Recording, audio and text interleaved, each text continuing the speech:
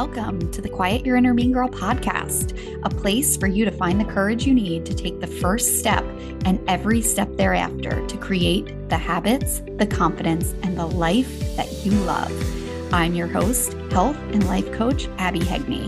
Let's dive in.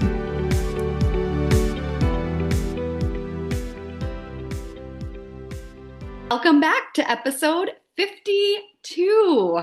I cannot believe we are celebrating 1 year of the Quiet Your Inner Mean Girl podcast.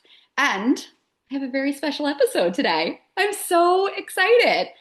I have with me my very good friend, Audrey Kuchen, who is the start of the Quiet Your Inner Mean Girl podcast. Well, that is a big medal of honor there. I don't know if that's the truth, but yeah, I'm so happy to be here. I'm such a fan of you, Abby. Oh. Like in real life, on podcasting life, you have been such a light of my life, and I'm so blessed to call you a friend. Oh, and I'm so stoked that you've had me on here today because I will call myself fangirl number one, because it would have been, how many episodes are you now? 50? 52. Okay, so 52 episodes ago, yeah. I was one of those girls consuming all the media that we all enjoy, all the podcasts, and loving it, but feeling like a little bit something was missing, particularly, I'm a mom. I'm in my mid-40s. I have 4 kids, and like a lot of moms, I feel like I'm often drowning. And, as friends, we sit around with our wine or our coffee or whatever and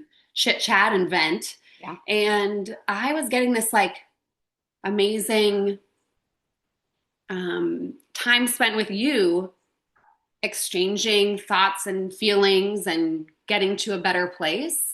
And it was filling my cup so much more than any podcast that I could find in the world at the time. So I was encouraging you. I said, start a podcast because you speak with such clarity, such simplicity, such a realistic point of view. And it's so empowering. It just all circles back to the vision of the person you're talking to, that they stay true to themselves. And, all these moms who feel like we're drowning. And a lot of times these podcasts can feel more like an anchor being thrown at you that's like weighing you back down in the water. And your sort of energy to me is more like a lifeboat, like a life vest. Like, I love that. Let's get up and go. Like, let's live this life. So good. So good. Yeah. So if you are just tuning in, Audrey sent me a text a year ago. I think basically a year ago today, because so she sent me a text and she was like, I think you should start a podcast. And if you go back to episode 1, it's called Doing It Scared, I think. And I talk about how my friend Audrey was like, I think you should start this podcast. And I was like, yeah, I really wanted to, but I'm not ready yet. I don't feel like I know what I'm doing. And then I was like, what am I doing? This is what I tell women to do all of the time. It's like, stop waiting until you feel ready, until you're not scared, until you have all of the information and know exactly how to do it. And so I just hit record. And that was the very first episode. And I will say, I get on every week, still scared. Don't they say that though, that you should do everything a little nervous? That means you're still invigorated and you're still motivated and you're still thinking really, really hard about what you're putting out there. If you're not nervous, something's wrong. Yeah. I think if you're scared, if you're nervous, if you have any sort of doubt, it's because you truly want it.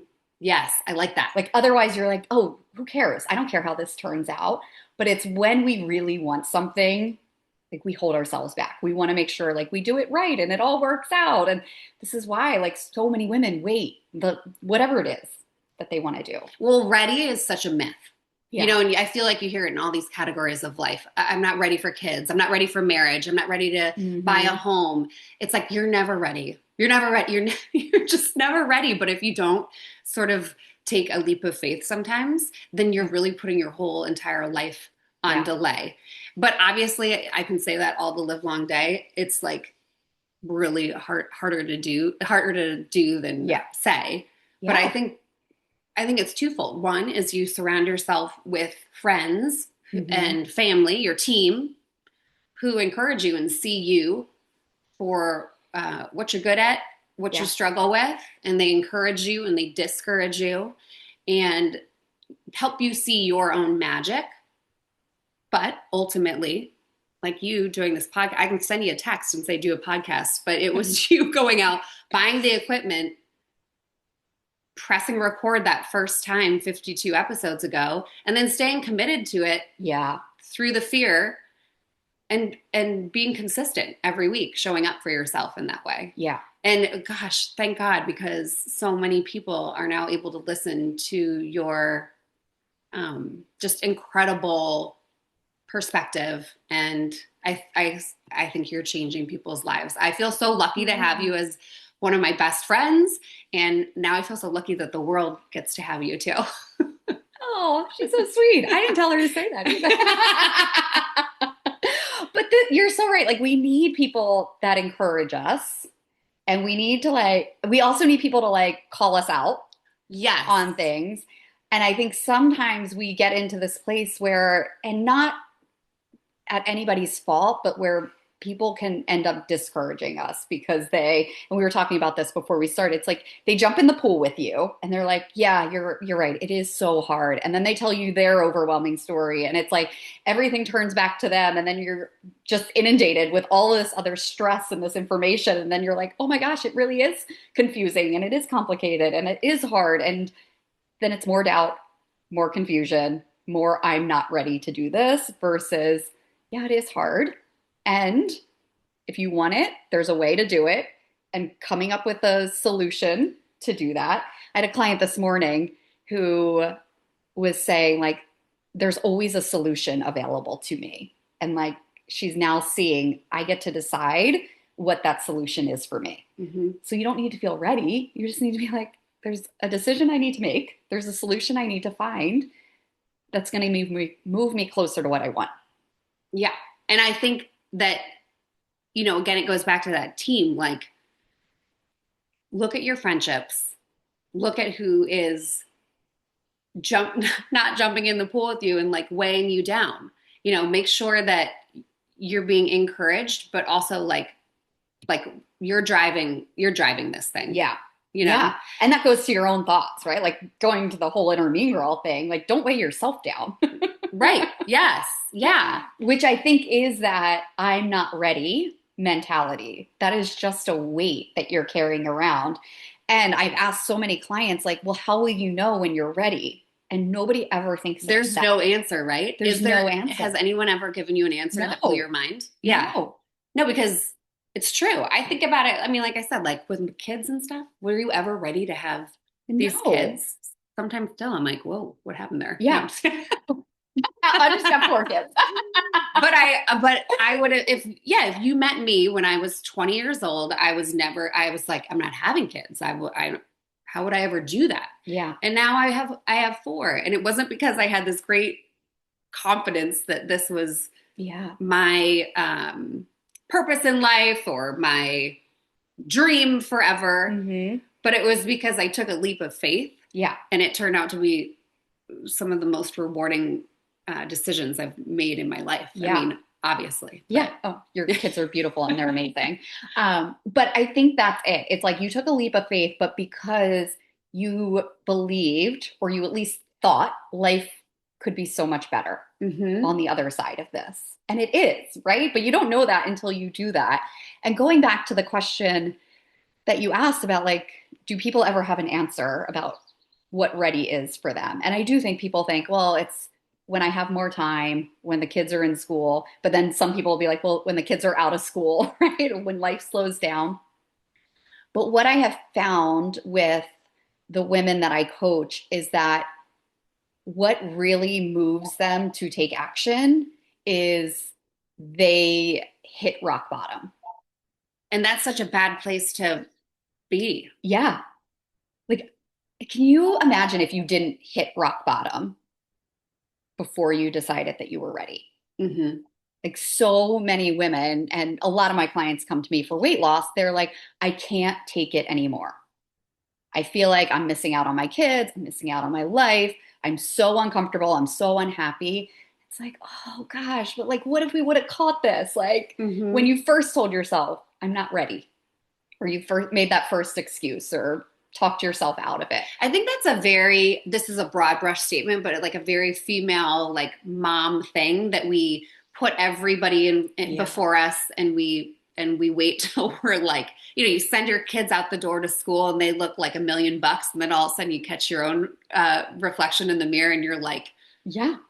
you know, Disheveled. the last one, ready? But it's kind of the same concept, like love on yourself a little bit so that you don't slip so far through the cracks that climbing back up the ladder is so difficult. Is that what you're saying? Yeah. Yes. And also, like, just again, it goes back to that we want something, right? And then we tell ourselves, I'm not ready. Mm-hmm. What if you just allowed yourself to want it and to not need to feel ready? But like you said, like take that leap of faith and be like, but maybe life is better on the other side. I'm going to go home and just knock out my to-do list. Yes, because life is better on the other side of a clean house or a grocery list, right? too. Like it doesn't have to be these massive things. But I think that is what tips people over. You're ready. You make the decision when you really believe my life is better on the other side of this. Yes. And you don't know until you know, right? So you gotta get there. And also, just trying. Try. Yes. We all have the same 24 hours in a day. We all have, we all have similar struggles. I don't think that, obviously we're all unique individuals, but listen, you can put one foot in front of the other, get the same 24 hours.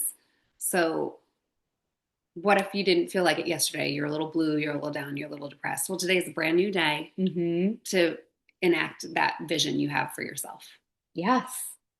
Yesterday's gone. Yes. Let's go. Yes. I think that is such a good thing for us to remember, right? Because we'll use yesterday to determine like what we can do or like how good we can be at something or the progress that we can make, right? And then we'll be like, well, I already messed up. And then we throw in the towel or we give up or we're like, I can't do it versus no. Today is a whole nother day. Mm-hmm. I get to pick it right back up. I don't think life is like a track that we can fall off of, even though we like to tell ourselves, I fell off track. I messed it all up. Yeah. You can't fall off track in your own life. I don't think you can mess up your own life. Like, I think you have the ability to just pick it back up, to use every day. Really, I mean, every minute. You can go so far as saying a lot of these people who felt like they fell off track, and there's a lot of like anecdotal evidence of it, that falling off was exactly what led them to the next decision that got them on a new track that was really the right trajectory for their life. Yeah. And I know what's been helping me so much lately is redefining my life in my mid-40s is knowing this long track record of women just my age and older who went before me and started a lot of what they're known for worldwide, like now, whether it be Ariana Huffington or Martha Stewart or whatever, but they started it later in life. Like, it's never too late to get started. Yeah. Sometimes you feel like, oh, my 20s have passed me by, my 30s have passed me by. Yeah. That's been helpful to me. Yeah, absolutely. And I started my business, I was almost 40. Yeah. Right. Like, that felt like it was too late. But at the same time, it felt like I'm not ready. Mm-hmm. Well, I think it's a new thing, like this idea that you can wear many different hats in your entire life, many different careers. Mm-hmm. There's many different versions of you behind you and ahead of you. Yeah. Yeah.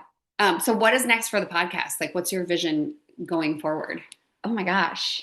I'm just going to keep going. Yeah. I mean, you're my first guest. Maybe I'll have more guests one day. Oh my gosh. Yeah. Yeah.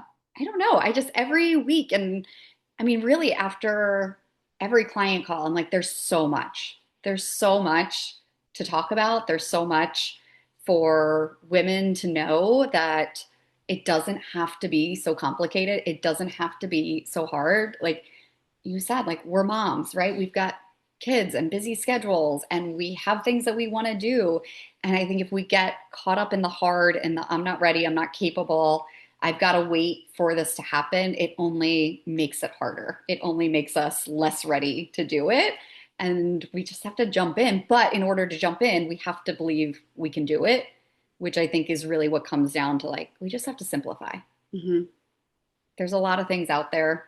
I mean, even like career wise, right? If you wanted to start a new career in your 40s, there's a million things out there to do. And if you keep looking around, it's going to be hard to find the thing that you think lights you up versus, oh, I think this is the thing that's going to light me up. So I'm going to go try it.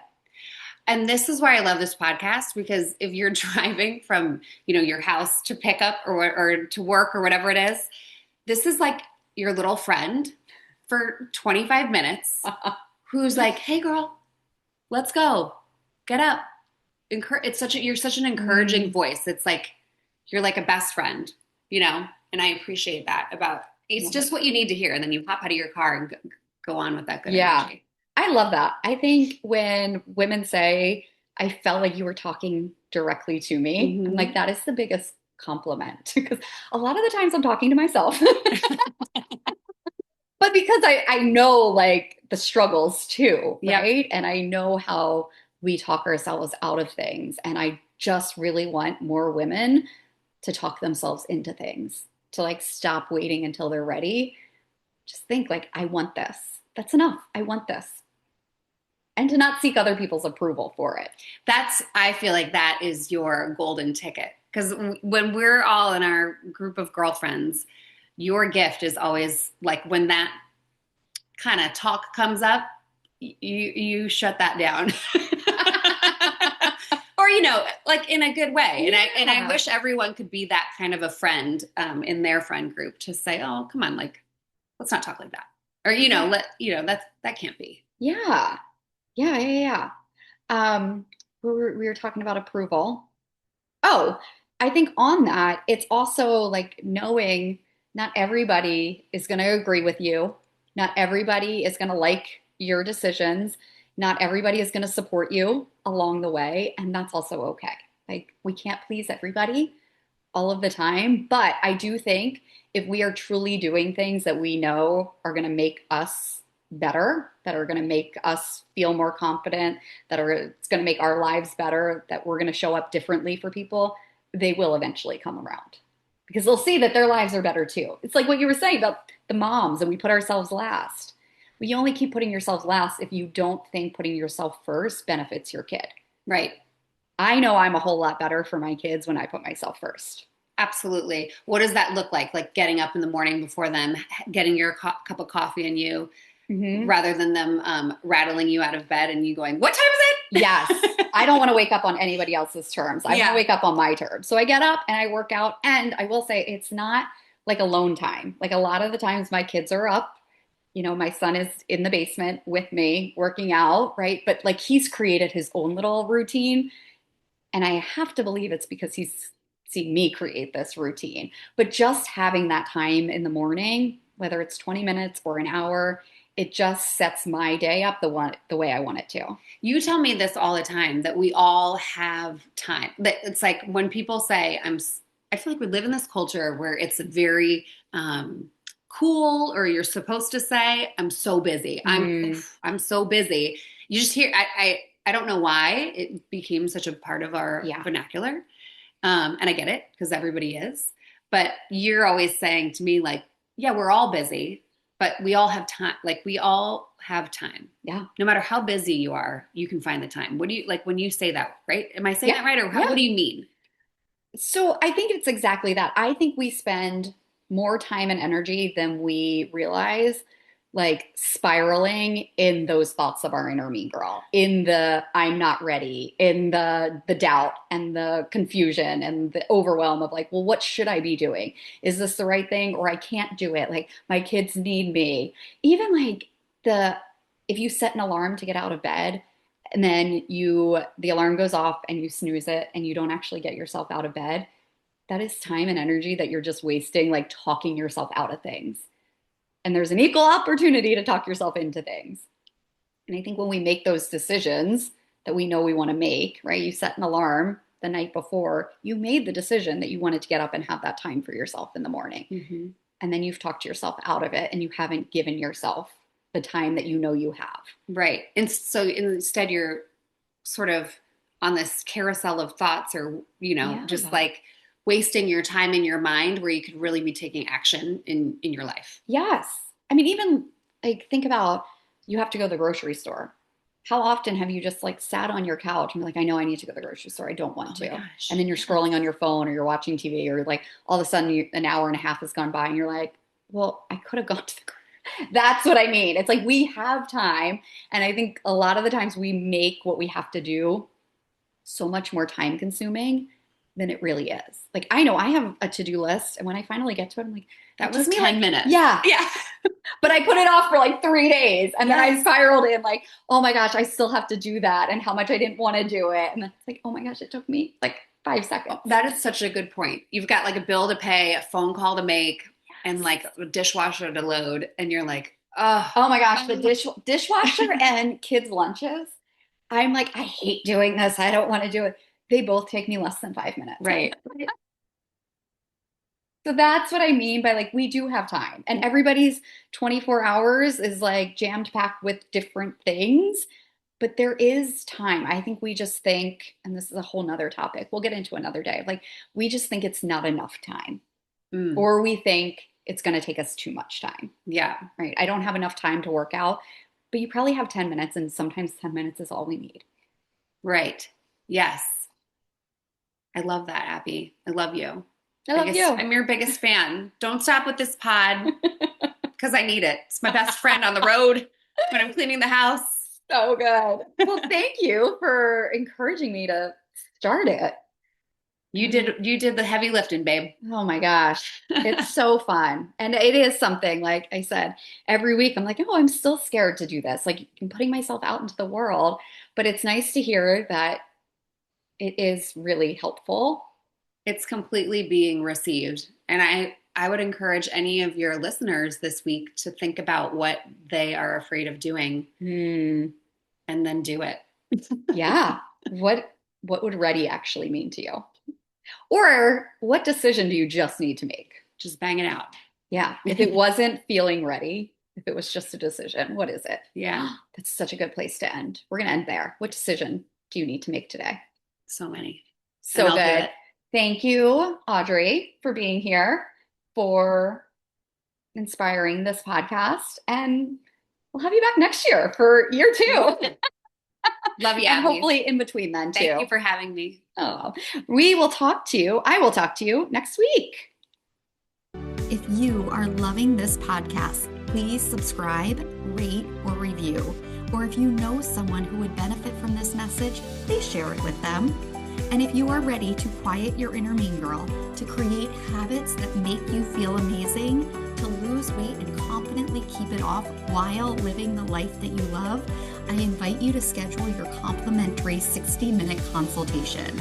We'll discuss where you are, where you want to be, and how my Quiet Your Inner Mean Girl method can help you create the future that you want. You can find the link to book your call in the show notes, or you can also connect with me directly on Instagram at Wellness with Abby H. I can't wait to talk to you.